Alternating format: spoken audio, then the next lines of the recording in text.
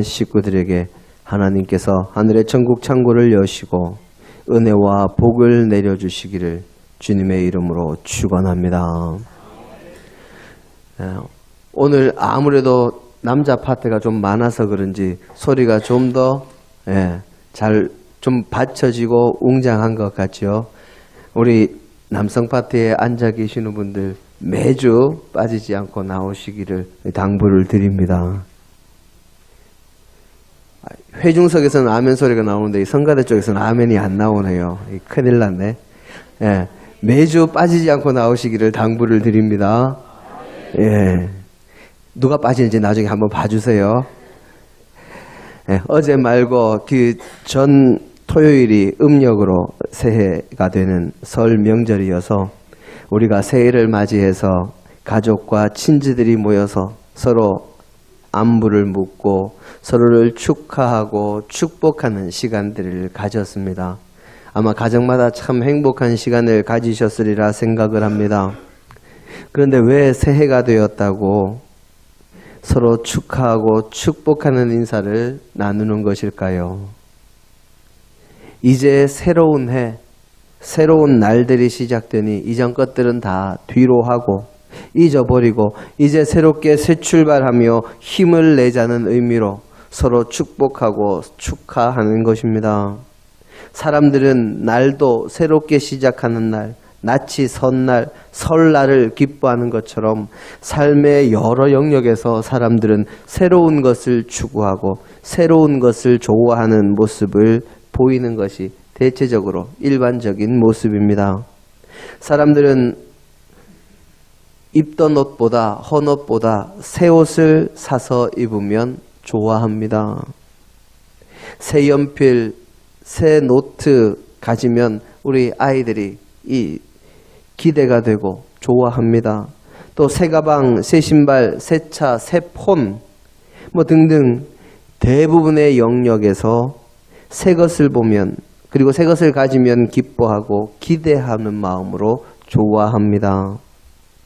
묵은 것은 헌 것이고 묵은 것은 낡은 것이고 묵은 것은 새로운 시대와 새로운 감각에 뒤처진 것이고 묵은 것은 쓰기에 불편하고 묵은 것은 기능이 떨어지고 묵은 것은 고장나고 묵은 것은 능률이 떨어진다 하고 많은 사람들이 그렇게 쉽게 생각하기 때문에 묵은 것보다는 새 것을 좋아합니다. 하지만 사실 묵은 것이 다 나쁜 것만은 아닙니다. 오래오래 사용해서 내 손에 잘 익은 이 도구들 같은 것은 새 도구를 쓰는 것보다 더 쉽고 편하고 일하기가 좋습니다. 또 오래 묵은 장은 그 맛이 깊고 또 오묘한 맛이 납니다. 오래 묵은 친구일수록 진국이고 또 오래된 술은 더 깊고 좋은 맛을 내고 오래 입은 옷이 어찌 보면 내 몸에 잘 맞고 편안합니다.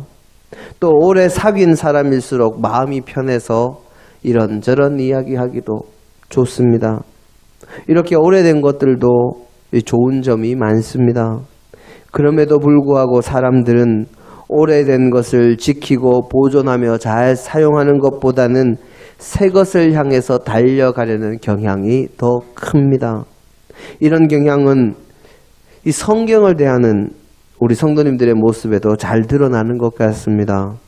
대부분의 성도님들에게 신약에 어디를 찾으십시오 하면 대부분 쉽게 찾으시는데 구약에 어느 책 어디를 찾으십시오 하면 이리 뒤적 저리 뒤적 하시는 모습을 제가 자주 보게 됩니다. 사실 하나님의 말씀은 새 것과 헌 것이 없습니다. 내가 가진 이 성경책은 새 것도 있고 헌 것도 있지만 하나님의 말씀은 수천 년 전에 이미 선포되고 모두가 다 이루어진 말씀일지라도 날마다 새롭고 날마다 우리에게 새롭게 주어지는 말씀이기 때문에 하나님의 말씀은 헌 말씀, 옛 말씀이 없는 것입니다. 올바른 믿음의 사람이라면 우리에게 구원의 은총을 주시고 영원한 생명을 주시는 하나님의 말씀인 성경을 늘 가까이 하는 사람이 되어야 합니다. 그럴 때 늘 하나님과 동행하는 귀한 신앙생활을 하게 될 줄로 믿습니다. 오늘 우리의 본문은 예수님께서 제자들에게 하신 말씀의 한 대목입니다. 예수님께서 이 땅에 아기의 모습으로 오셔서 30년간 개인적인 생애, 이 사생애의 삶을 사신 이후에 세례 요한에게 세례를 받으시고 이제 본격적으로 주님이 이 땅에 오셔서 하실 주님의 일, 하나님 나라의 사역을 감당하시기 시작합니다. 사역하시면서 이 땅에 많은 이들에게 천국의 복음을 들려주시고 많은 병자를 고치시고 수많은 귀신 들린 사람들을 귀신에게서 해방시키심으로 그들의 삶을 회복시키시사 하나님 나라의 도래의 예표를 보여주시고 당신의 마지막 사역인 십자가를 지시기 위해서 예루살렘에 나귀를 타고 입성하십니다. 십자가를 지시기 위해서 오신 예루살렘에서도 주님은 유대의 종교 지도자들의 잘못을 꾸짖으시며 바른 믿음의 삶, 하나님께서 기뻐하시는 길을 선포하고 십자가에 달리시기 전날 밤에 제자들과 마지막 유월절 식사를 하십니다. 그 유월절 식사를 하시던 자리에서 하신 말씀이 오늘 우리의 본문입니다. 여기까지는 이제 도입입니다. 지금까지 좋으셨어도 지금부터 눈 뜨고 들으시면 됩니다. 주님은 식사하시던 중에 일어나셔서 물을 떠서 제자들의 발을 씻겨 주신 후에 너희도 서로 발을 씻겨주라 하고 그렇게 말씀하십니다. 요한복음 13장 14절을 보면 주님은 제자들이 당신을 선생님 또는 주라 부르며 따르는 것을 인용하셔서 내가 너희의 선생이요 너희의 주가 되어 너희의 발을 씻겼으니 너희도 서로 발을 씻겨주는 것이 옳다 하고 그렇게 말씀하십니다. 이 말씀은 믿음의 사람들이 서로가 서로를 섬기라는 말씀이요 서로가 서로를 사랑하라 하는 말씀입니다. 어느 누가 일방적으로 사랑하고 일방적으로 섬기고 일방적으로 헌신하고 희생하라는 말씀이 아닙니다. 이 말씀을 하신 후에 주님은 자신을 팔 가롯 유다가 주님을 파는 일을 하기 위해서 나가도록 하시고는 제자들에게 말씀을 주십니다. 오늘 우리의 본문 말씀이지요. 요한복음 13장 34절로 35절. 새 계명을 너희에게 주노니 너희가 서로 사랑하라. 너희가 서로 사랑하면 너희가 내 제자인 줄 세상이 알리라 하고 그렇게 말씀하십니다. 이 사랑이라는 말, 너희가 서로 사랑하라는 말을 다른 말로도 얼마든지 바꾸어서 주님의 뜻을 생각해 볼 수 있습니다. 서로 사랑하라 대신에 서로 섬겨라, 서로 존중하라, 서로 도우라, 서로 희생하라, 서로 아끼라, 서로 봉사하라, 서로 낮아지고 서로 화평케 하라. 그런데 사랑하면 이 모든 것을 할 수 있습니다. 주님께서는 이 땅에 우리에게 그 모든 일들의 모범을 보이시기 위해서 오셨고 그 모든 사명을 잘 감당하셨기에 마지막에 십자가 위에서 다 이루었다 하고 숨을 거두실 수 있었습니다. 주님께서는 이웃을 사랑하는 모범을 요한복음 13장 1절에서 제자들에게 실천하심으로 보여주셨습니다. 요한복음 13장 1절을 보면 주님께서는 자기 사람들을 사랑하시되 끝까지 사랑하셨다 하고 그렇게 기록합니다. 그렇게 끝까지 사랑하셨고 또 누가복음 23장 34절에서는 당신을 십자가에 못 박은 로마의 군병들에게 주여 저들의 죄를 저들에게 돌리지 마옵소서. 저들은 저들이 하는 일을 모르나이다. 알지 못하나이다. 그렇게 실천하심으로 또한 보여주셨습니다. 그래서 우리는 주님께서 주신 이 말씀, 이 사랑의 계명, 새 계명을 잘 지켜야 할 줄로 믿습니다. 그래야 주님의 은혜와 복을 받기에 부족함이 없는 믿음의 백성이 되는 것입니다. 그런데 주님께서 오늘 우리의 본문에서 말씀하신 이 세 계명, 이 세 계명이 정말로 새로운 것이 맞습니까? 전에 없던 완전히 새로운 계명일까요? 우리 누가복음 10장 26절로 27절의 말씀을 함께 보기를 원합니다.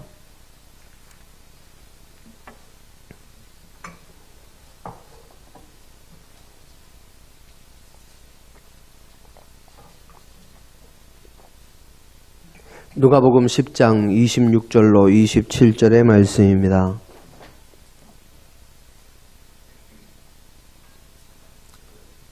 우리 함께 한 목소리로 봉독하십니다.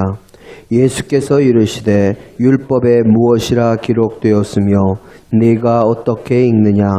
대답하여 이르되 내 마음을 다하며 목숨을 다하며 힘을 다하며 뜻을 다하여 주 너의 하나님을 사랑하고 또한 내 이웃을 내 자신같이 사랑하라 하였나이다. 아멘.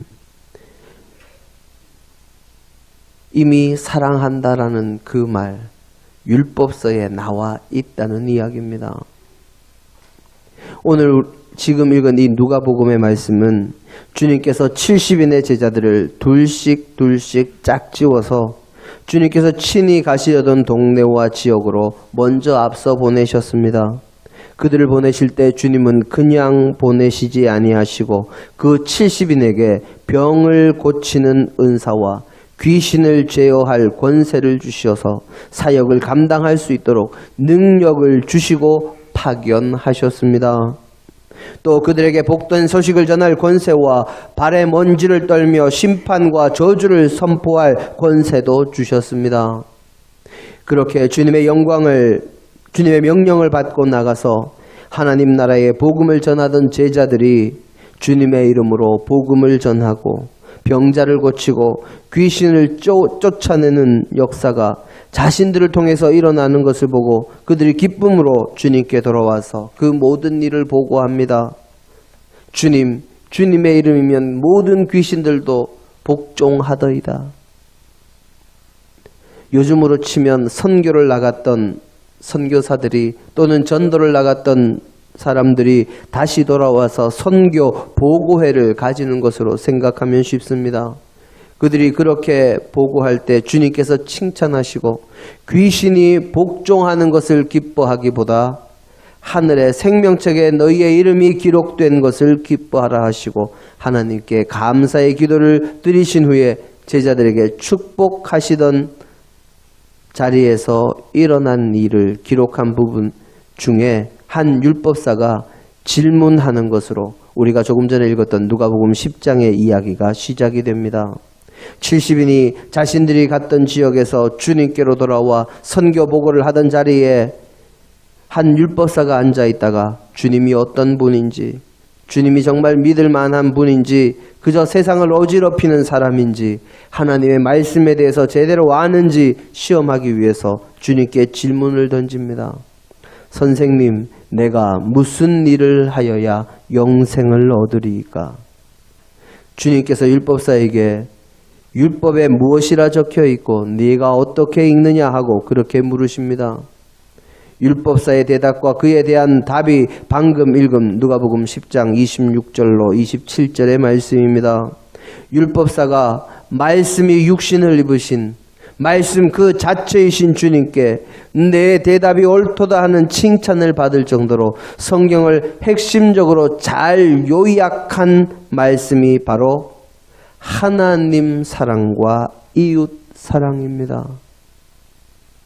율법 교사가 율법에 쓰인 것이요 자신이 그렇게 읽는다고 했으니 분명히 이것은 구약 성경에 그대로 다 쓰여 있는 말씀이요 이스라엘 사람이라면 누구나 알고 있는 말씀이라는 것입니다. 그런데 오늘 우리의 본문에서 주님은 새 계명을 너희에게 주노니 서로 사랑하라 하고 그렇게 말씀하십니다. 이미 율법서에 구약의 말씀에 서로 사랑하라는 말씀이 있는데 주님께서는 새 계명이라 하시며 사랑하라는 말씀을 주십니다. 이것은 문자 그대로 보면 새 계명이 아니라 헌 계명이요, 재활용 계명이요, 낡은 계명입니다. 그런데 왜 주님께서는 이 계명을 새 계명이라 하시고 제자들에게 주셨을까요? 주님께서 이 말씀을 하실 당시의 상황은 이제 곧 당신을 팔 가룟 유다에 의해서 유대의 종교 지도자들과 로마의 군병들에게 붙잡혀 악의에 가득 찬 심판을 받고 십자가에 못 박히시기 직전이라 시간이 급한 때입니다. 여유를 가질 때가 아닙니다. 그런데도 주님은 이미 제자들뿐만 아니라 모든 유대인들도 알고 있는 율법의 말씀을 새 계명이라 하시며 사랑의 계명을 제자들에게 주신 것입니다. 왜 예수님께서 이 계명을, 서로 사랑하라는 계명을 새 계명이라고 말씀하셨을까? 첫째로 예수님 당시의 모든 계명들은 하나님께서 호렙산에서 말씀을 주시던 그 당시에 율법을 주신 정신인 생명을 살리고 생명을 풍성하게 하며 이스라엘 백성들을 바르게 행복하게 살게 하기 위해서 이스라엘 백성들에게 주셨던 그 목적은 이미 상실하고 율법조문 그 자체가 우상이 되고 서로를 정죄하는 수단으로 변질되었기 때문입니다. 예수님께서 사역하실 당시의 유대는 로마의 식민지로 많은 이들이 어려움 가운데 살던 시대입니다. 그때 이스라엘의 종교 지도자들은 이스라엘 백성들의 어려움과 고난과 고통은 아랑곳하지 않고 오직 하나님께서 모세에게 주셨던, 모세를 통해서 이스라엘 백성들에게 주셨던 그 당시의 율법의 문자 그 잣구만을 중요시해서 그 잣구 그대로 지켜야 함을 강조했습니다. 뿐만 아니라 그 율법에 많은 부가 조항을 만들어서 하나님이 주신 계명은 10계명 10개뿐인데 거기에 붙은 부가 계명은 예수님 당시에는 613가지나 되었습니다. 그렇게 많은 계명들을 이야기하면서 하나라도 지키지 않으면 죄인이라 손가락질하며 사람들을 정죄하는 도구로 계명을 변질시켜 버렸고 계명 그 자체가 어느새 사람들에게 받들어지는 우상이 되어버렸습니다.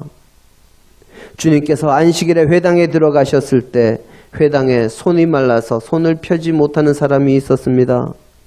유대의 종교 지도자들이 주님께서 그 사람을 고치시는가 그렇지 않은가 유심히 지켜보고 있습니다. 안식일에 병을 고치는 것은 일을 하는 것으로 간주되어서 안식일법에 저촉되기 때문입니다.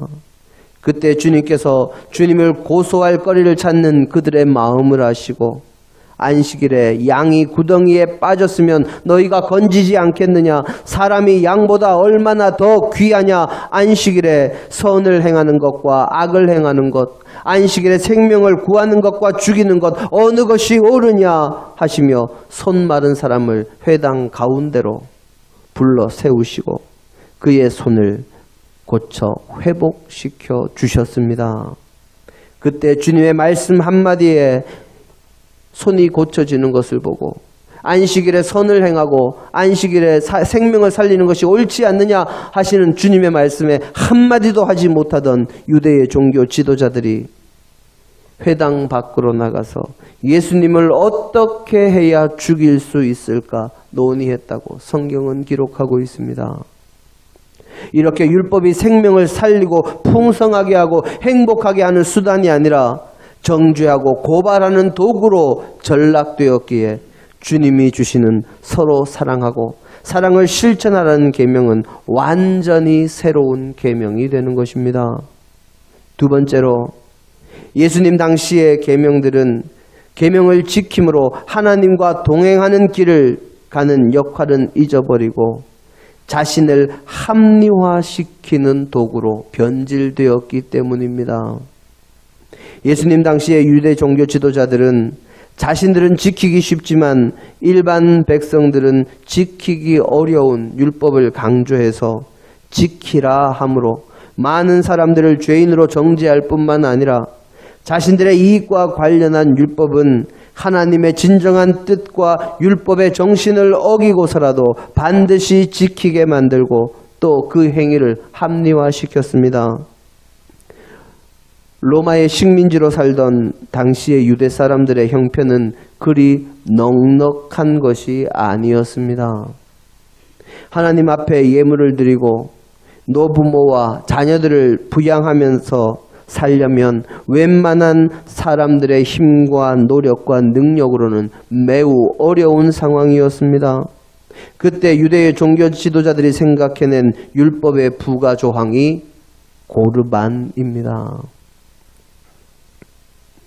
율법에 지정한 모든 것을 다 지키기 어려우니 지킬 수 있는 것만 지키게 하되 종교 지도자들의 이익과 직결된 율법은 반드시 지키도록 합리화시킨 것이 바로 이 고르반입니다.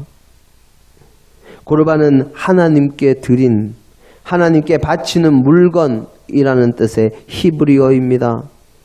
즉 자식은 부모를 공경하고 잘 봉양해야 할 뿐만 아니라 하나님께 절기마다 또 무슨 일들이 있을 때마다 제사를 드리는 일도 해야 합니다. 그런데 그 일들을 다 하자면 형편이 허락하지를 않으니 혹시나 부모님을 봉양하고 하나님께 제사하는 일을 소홀히 해서 종교 지도자들의 수입이 줄어들까 걱정해서 그들은 부모님께 드릴 것을 하나님께 드렸다, 고르반했다 하면 부모님께 드리지 않아도 된다고 가르치며 자신들의 이익을 위해서 하나님의 말씀을 어기는 일도 합리화시키는 도구로 율법을 전락시켜 버린 것입니다. 뿐만 아니라 우리가 잘 아는 바리새인과 세리의 기도에서 바리새인은 자신의 율법적인 의의를 자랑하며 그것을 내세우기에 바빴지만 세리는 구석진 곳에서 엎드려 기도하며 하늘을 감히 쳐다보지도 못하고 자신을 죄인이라 고백하며 눈물로 통곡하는 모습을 보입니다. 하지만 정작 집으로 돌아갈 때 의롭다 칭함을 받은 이는 바리새인이 아니라 세리라고 주님께서 말씀하십니다. 그 이유는 율법을 통해서 바른 길을 가며 서로를 아끼며 존중하며 사람들이 행복하게 살기 위해서 노력하는 것이 아니라 바리새인들 스스로가 율법을 가지고 자신들의 교만과 자신들의 처지와 자신들의 모습을 합리화시키고 자신들의 의의를 드러내는 도구로 삼았기 때문입니다. 그래서 예수님께서 주시는 사랑을 실천함으로 너희가 내 제자인 줄 알게 하라는 말씀에 충실하며 그것을 그대로 실천하라는 주님의 말씀은 완전히 새로운 계명이 되는 것입니다. 마지막 세 번째로 예수님 당시의 계명들은 입술로만 지키는 계명으로 전락했기 때문입니다. 주님께서 이스라엘 백성들을 향해서 말씀을 증거하실 때 당시 이스라엘의 종교 지도자요 많은 이들에게 존경을 받는 선생이요 율법사인 바리새인들에게 가장 많이 하신 말씀이 외식하는 자라 하는 말씀입니다. 외식이 무엇입니까? 밖에 나가서 밥 사 먹는 게 외식인가요? 외식은 바깥 외자 꾸밀 식자를 써서 바깥만 겉으로 보이는 부분만 잘 꾸며서 속이는 것을 외식이라고 합니다. 바로 바리새인들이 겉으로는 남들이 보기에는 이마에나 소매에 주님의 말씀을 써서 붙이고 또 일주일에 2번씩 금식하며 하나님의 말씀에 충실한 것 같고 율법을 잘 지키는 것 같고 하나님의 뜻대로 사는 것 같지만 실상 그들의 속마음은 그렇지 않음을 주님께서 꾸짖으시며 외식하는 자들이라 했고 회칠한 무덤과 같다고 말씀하셨습니다. 마태복음 23장 13절의 말씀을 우리 함께 보기를 원합니다. 마태복음 23장 13절입니다.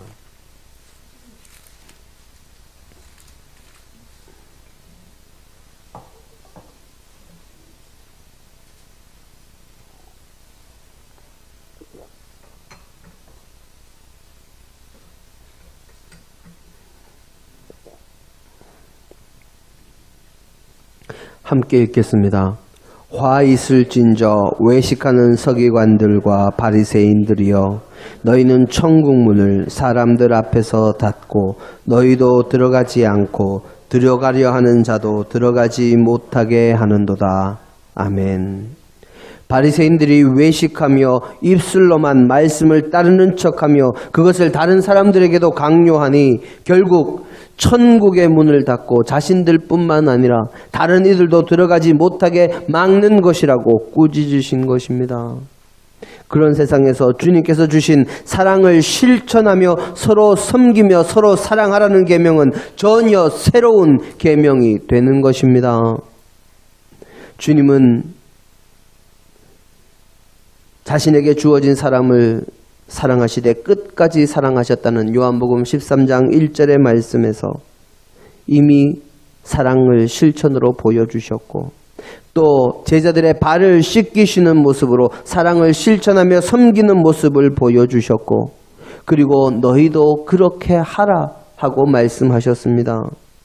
또한 제자들에게 서로 사랑하라는 말씀을 주신 후에 십자가에 달리시며 자신을 못 박은 군병들을 자신의 옷을 벗겨서 제비 뽑는 그들을 용서하는 마음으로 그들을 위해 기도하는 모습으로 그 사랑을 직접 실천으로 보여주셨습니다. 뿐만 아니라 주님께서 하늘의 보좌를 버리시고 이 땅에 오신 것도 사랑의 실천이요, 당신의 사랑을 증명하신 사건입니다. 거기에 죄 없으신 그분께서 우리의 죄를 대신 지시고 십자가에 달려 죽으신 골고다 언덕 위의 십자가 사건은 정말 놀라울 정도의 사랑의 실천인 것입니다. 오늘 이 시간 주님께서 저와 여러분에게 너희가 서로 사랑하라 하고 우리에게 새로운 계명을 주시고 계십니다. 2000년 전 그날 그 밤에 그 유월절 식사를 하던 다락방에서 제자들에게만 주신 말씀이 아니라 오늘 이 시간 지금 바로 이곳에서 주님은 저와 여러분에게 서로 사랑하라, 서로 섬기라, 서로 희생하고 봉사하고 서로를 존중하라고 그렇게 말씀하십니다. 이 새 계명을 잘 지킴으로 온전한 주님의 제자 하나님의 백성, 천국을 유업으로 이어받을 영원한 복을 받아 누리는 하나님의 백성이 되는 저와 여러분들이 다 되시기를 주님의 이름으로 축원합니다. 함께